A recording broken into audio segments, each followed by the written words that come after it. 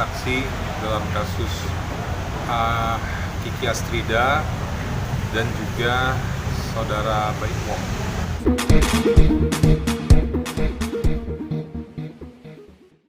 Untuk tadi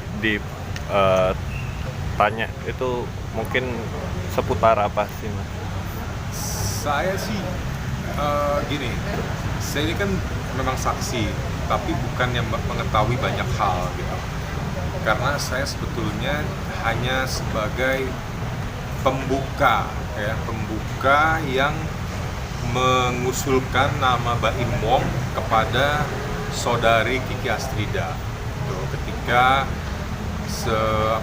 sebuah partai meminta kepada Kiki Astrida mencarikan beberapa rekan artis yang kira-kira mau dijadikan caleg. Saya ngelihat karena ada potensi di saudara Baim Wong, saya bilang sama Astrid, coba aja dihubungi saudara Baim Wong, terus siapa tahu beliau mau menjadi caleg. Nah, jadi saya merekomendasikan, oh iya Baim Wong ini ya, maksudnya reputasinya bagus, populer juga gitu, terus nggak ada hal-hal yang negatif dari beliau. Akhirnya setelah saya merekomendasikan, di follow up sama Astrid, selebihnya ya saya tidak terlalu paham gitu, karena saya tidak terlalu mengikuti. Sampai ada satu masalah seperti ini ya saya kan tahu karena diceritakan dari saudari Astrid aja. Oke. Tapi hubungan sama Baim masih tetap?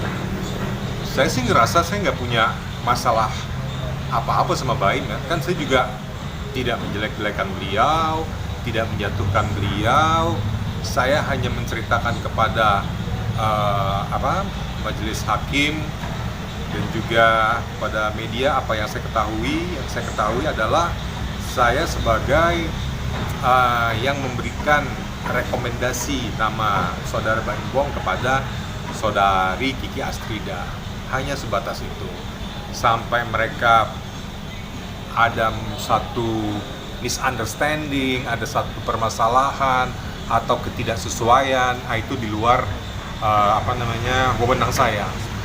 Tapi ada rasa mungkin penyesalan atau apa, kan karena Mas Krisna sendiri yang merekomendasikan lah ya Mas Baim ini ke Kiki dengan adanya permasalahan ini. Saya rasa ini bisa menimpa sama siapa saja ya.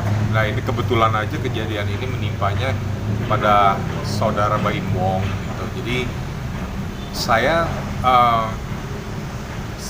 tidak menyesal karena memang saya tidak ngerasa saya berbuat salah gitu. Memang saya salah merekomendasikan nama seseorang untuk menjadi caleg, ya kan? Kan bisa aja saudara Baim Wongnya tidak mau misalnya, ya kan? Kalau tidak mau kan berarti mungkin masalah ini tidak akan terjadi. Tapi karena beliaunya mau dan akhirnya terjadi hal-hal yang di luar yang diinginkan, ya seperti ini sebetulnya bisa menimpa sama siapa aja sih.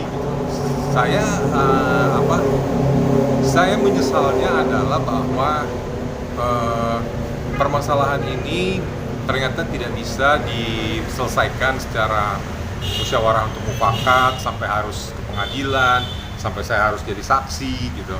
Tapi ya sudahlah, ini kan namanya satu proses menuju kebenaran gitu ya. Jadi saya harus ikutin aja prosedurnya, prosesnya seperti apa. Mudah-mudahan nanti ada menemukan jalan yang sebenar-benarnya seperti apa.